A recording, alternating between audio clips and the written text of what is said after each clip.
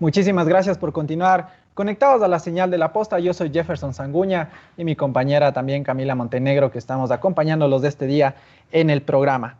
Le damos la bienvenida ya a la doctora Virna Cedeño. Ella es candidata a vicepresidenta por Pachacutic. Doctora Cedeño, ¿cómo le va? Muy buenos días. Buenos días, muchas gracias por la invitación. Muchísimas gracias también a usted por haberla aceptado.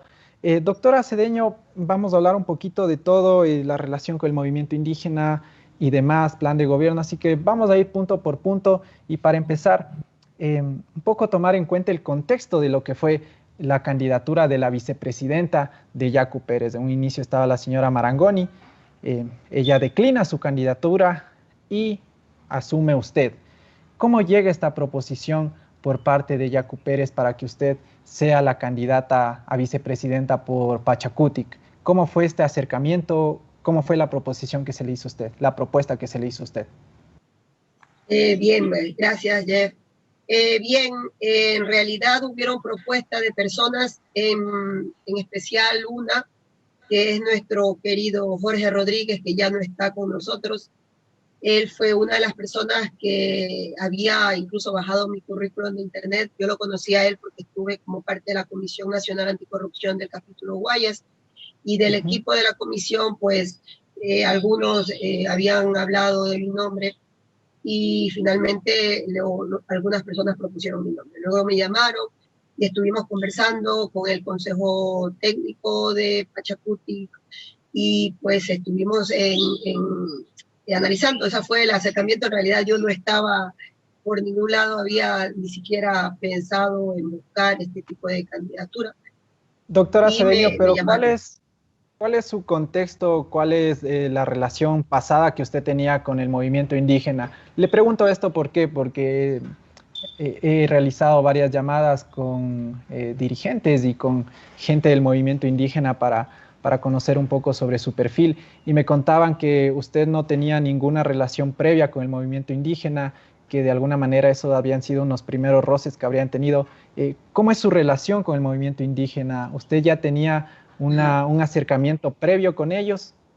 Bueno, en realidad, bueno, no sé con quiénes habrá consultado, pero en realidad una de las cosas que fue, yo no he tenido nunca conexión con el movimiento Pachacutic como tal. He seguido mucho, sí, como le he dicho, he estado muy afín a todo lo que ha sido el movimiento Pachacutic y sus reivindicaciones.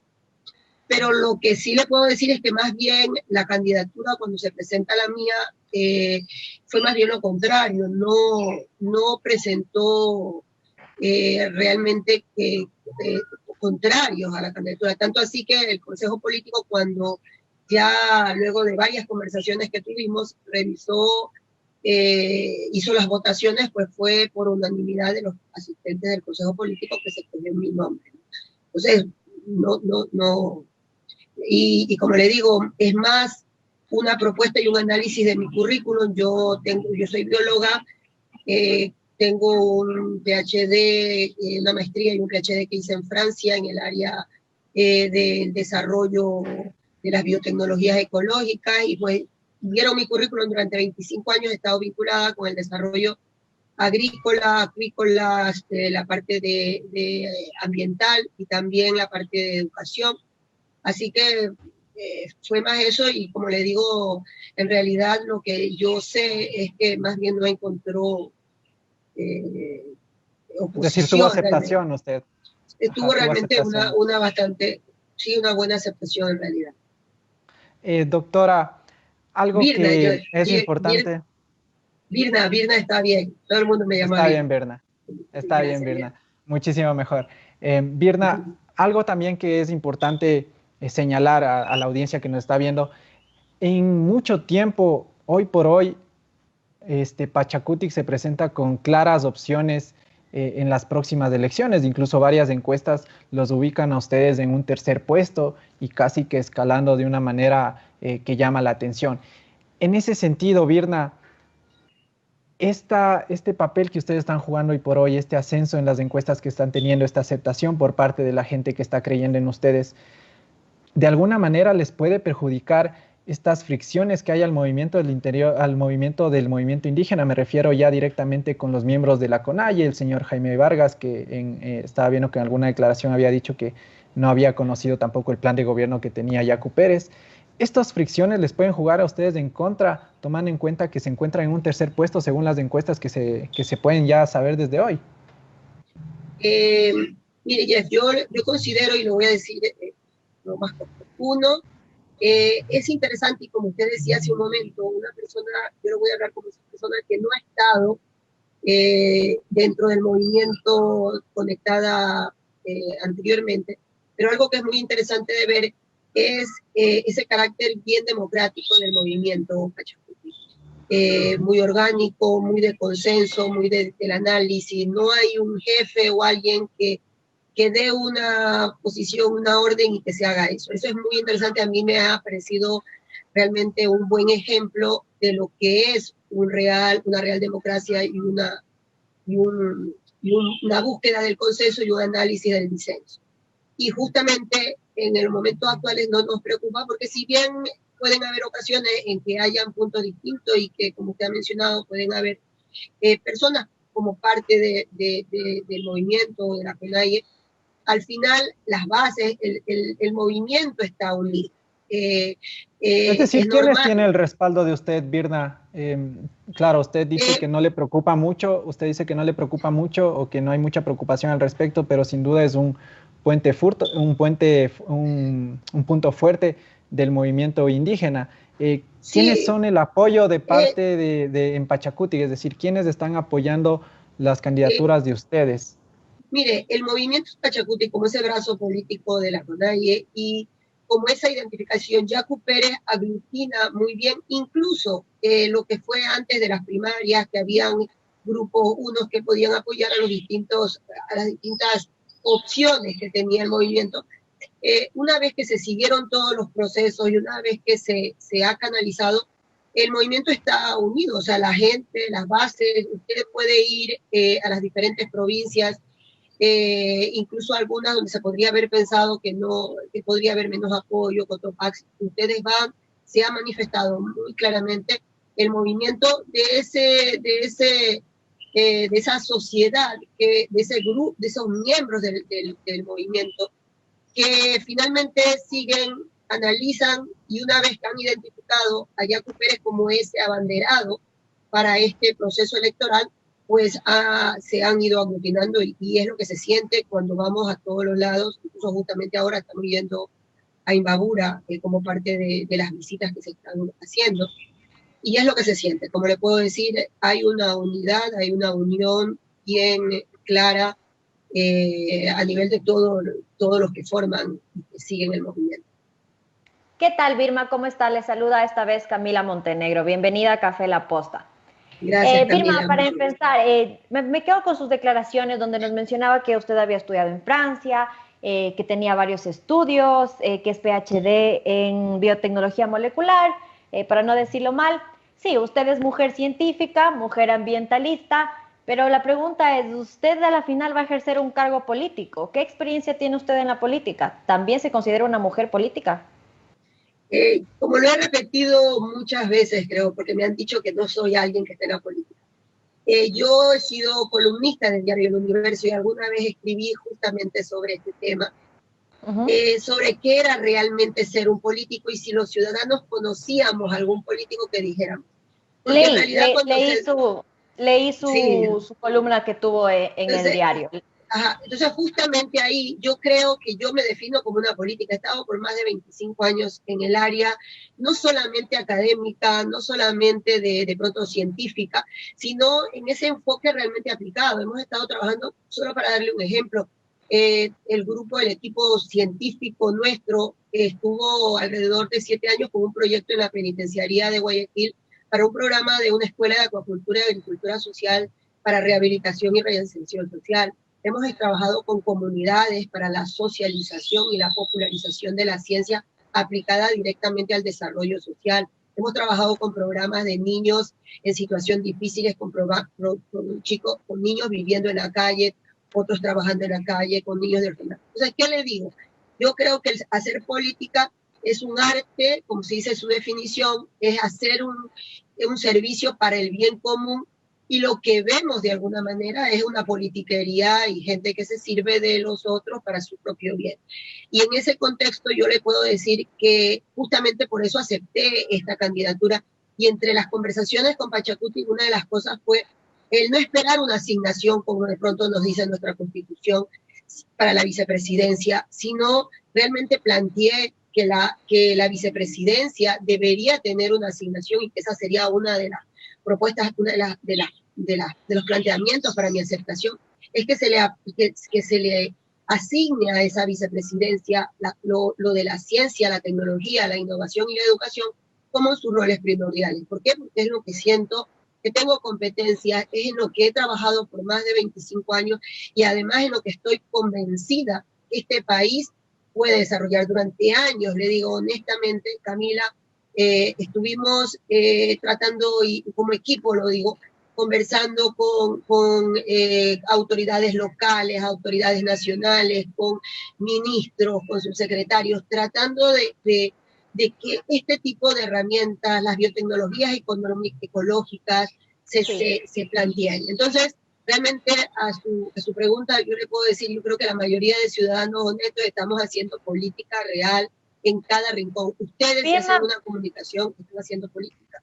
Usted ya vio la foto que se hizo viral de Jaime Vargas con Evo Morales y Andrés Arauz, y es eso precisamente algo que nos preocupa a los ciudadanos, el no tener el apoyo de la CONAIE hacia Pachacuti, hacia realmente Yacu Pérez y usted como la vicepresidenta. Al ver esta disputa en el sector indígena y de realmente que el binomio de Yacu Pérez haya sido algo que bastante discutible, que va Jaime Vargas, que no, que quiere que vaya Isa, y a la final, bueno, fue Yacu.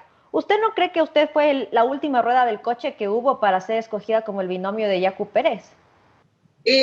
A ver, le contesto un poco las dos preguntas, ¿no? La primera que usted dice respecto a las imágenes o a que la CONAIE, como la CONAIE no apoya.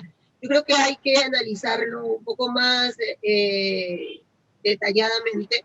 Seguro que han habido planteamientos, pero le puedo decir que de repente cada individuo, cada persona puede tener sus posiciones. Respeto la posición del señor Vargas, pero yo sí considero que los procesos de selección de Yacu Pérez como el candidato presidencial, los procesos que siguió el movimiento Pachacuti para la selección, han seguido todos los procesos y deberían, o sea, y también sugiero que se puede conversar con mucha de esa dirigencia que incluso apoyó a la candidatura del señor Vargas, del señor Isa, y que una vez que siguieron los procesos lo hacen. Luego, su pregunta respecto a si yo fui la última rueda del coche para la designación, yo le puedo decir que más bien considero que fue realmente una decisión muy analítica del Consejo Político, del Consejo Técnico, y que muestra la seriedad de lo que es el movimiento Pachacuti. ¿Y por qué le digo?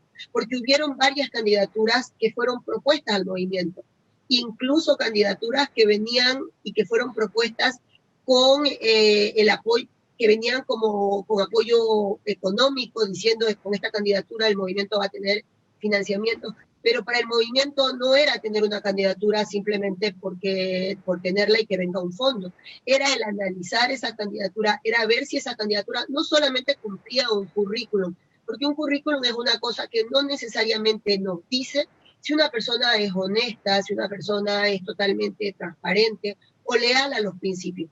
Y eso para mí ha sido un componente muy importante y fue un factor fundamental por ese respeto que tengo al movimiento indígena, al movimiento Pachacuti Listas 18, por ese respeto que tengo a Yacu Pérez, por toda su trayectoria y lucha, por ese convencimiento y ese respaldo de su honestidad, no por lo que dice, sino por lo que hace. Entonces yo no considero que sea esa última rueda del coche, sino más bien ese análisis que nos conduce a que tomemos una decisión fundamentada realmente en beneficio del país y no en un fin político solamente. Sí, perdón. Virna, como para cerrar, no se preocupe, como para cerrar este tema del señor Vargas de Isa y pasar al plan de gobierno de ustedes. Entonces, de alguna manera, no sé, lo que a mí me sucedía el día de ayer era preguntarme, el señor Arce, el señor Evo Morales invitó a Yacu, invitó a ustedes como binomio también a la posesión de ellos como nuevo mandatario, o qué opinión le merece de que haya ido el señor Vargas y el señor Issa allá. Yo creo que de pronto Yacu podrá ampliarlo mucho más, porque él también, incluso anteriormente, tuvo algunos análisis respecto a donde él podía disentir con el tema, con el señor Evo Morales, el expresidente de Bolivia. Entonces, por una parte, yo creo que sería importante que ustedes puedan conversar con él y analizar algunas de esas cosas que incluso se las ha escuchado cuestionamientos, que son cuestionamientos bien claros, ¿no? Bien claros sobre ese tema y que yo comparto con él.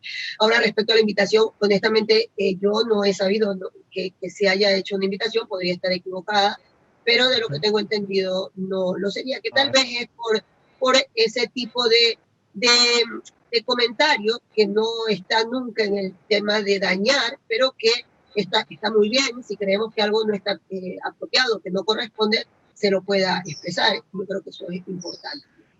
Ok, Virna, en honor al tiempo vamos al plan de gobierno. En un inicio, la pregunta que me salta a la cabeza y que también he leído en los comentarios, ¿cuál van a ser las funciones que usted va a tener en el caso de que llegasen a ganar y que usted sea vicepresidenta del país?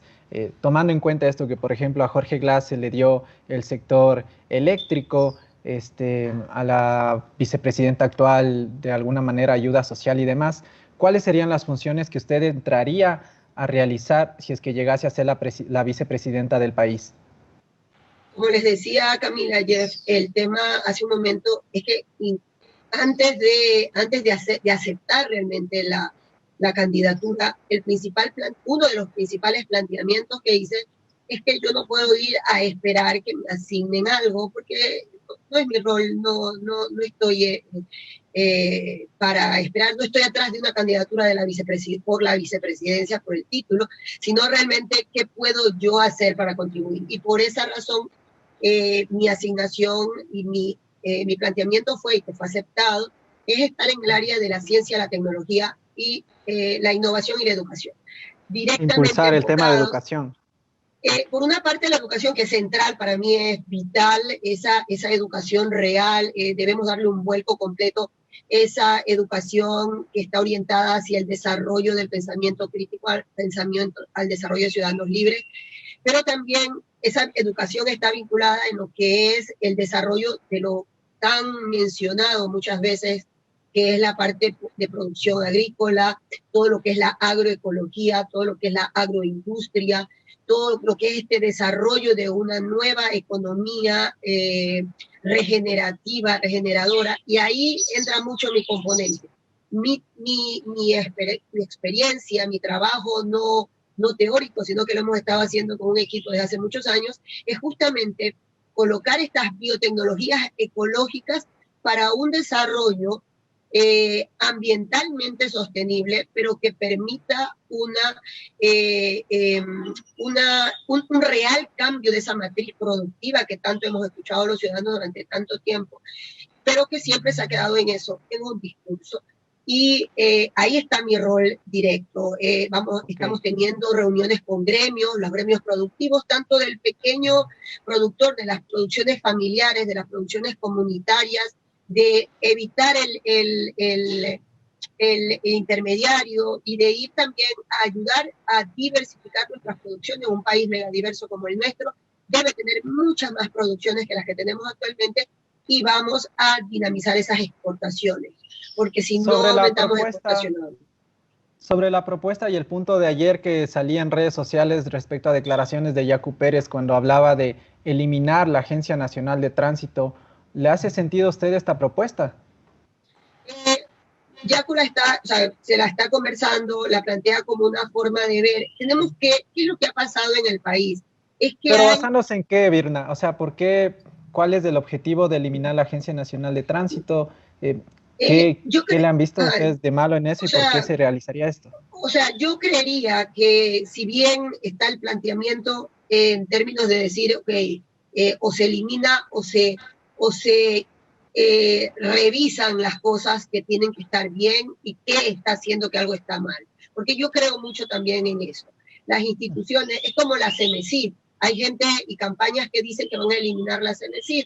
No es la CENESID la que hay que eliminar. La ciencia, la tecnología, la innovación y la educación son vitales. Un país que no tenga eso está terrible. Pero sí tenemos que hacer que funcionen. Y las agencias, los organismos de tránsito, tenemos que depurar, tenemos que poner a la cabeza también gente que tenga ese compromiso de transparentar estas instituciones para que podamos realmente funcionar, ¿no? Pero yo creo que hay una institucionalidad que debe recuperar el país porque hemos perdido completamente esa institucionalidad y es el mayor problema que tiene el país. Cada vez cambia un gobierno, se cambia todo y ninguna institución está libre, depende muchas veces de los componentes o de los arreglos que hagan los gobiernos que lleguen.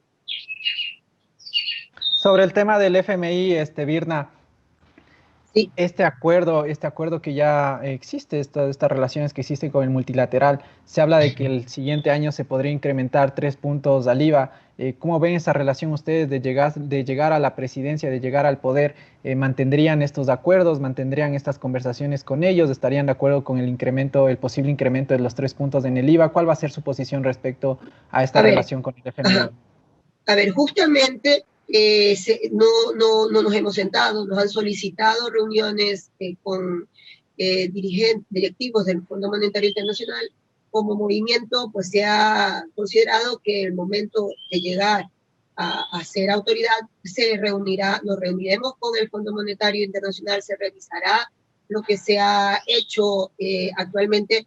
El tema del incremento de IVA, pues no es algo que se lo está poniendo en análisis, porque no podemos seguir colocando cargas hacia los ciudadanos cuando en realidad este endeudamiento con el Fondo Monetario Internacional es uno más de los muchos endeudamientos increíbles, endeudamientos internos para un país que ha tenido muchísimos recursos. Entonces realmente se revisará lo que no vulnere el tema del IVA, no es negociable y tendrá que sentarse con los directivos del Fondo Monetario. Y en realidad donde nos vamos a centrar mucho es en la recuperación de los dineros y de los fondos robados. Tenemos una deuda que pasó de 13.000 a sobre los 67.000 millones de dólares, incluso que estaría sobre los 75.000, y eso tenemos que recuperarlo. Sin duda. Virna, como para ir cerrando, quiero conocer un poco sobre el programa Minca por la Vida. ¿Cómo nace este programa? ¿Desde dónde nace este programa? Justamente nace desde el mismo término, Minca.